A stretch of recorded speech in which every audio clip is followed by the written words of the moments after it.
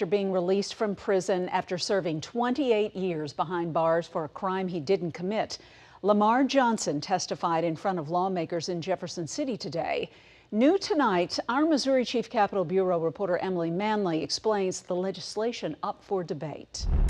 After spending nearly 30 years behind bars, Lamar Johnson said that when he was exonerated last week, he only walked out with the clothes given to him by his attorney and friends. Johnson wasn't the only one who told a panel of senators Monday that he's struggling after being wrongfully convicted. You can only imagine what it would cost for someone like me to get mental care. 27 years in prison on death row does a lot to a man.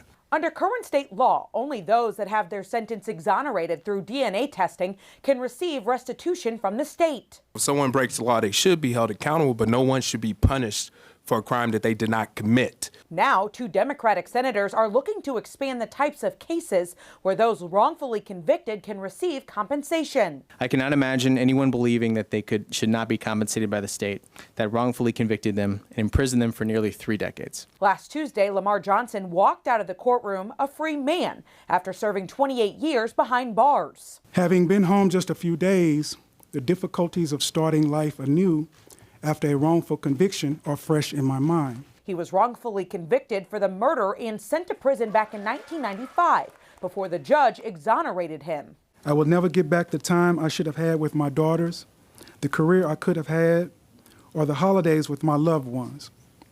But this bill would provide the security for me to get on my feet and to be there for my family in ways I could not. The legislation would allow a judge to order the payment of $179 per day of imprisonment, up to $65,000 a year.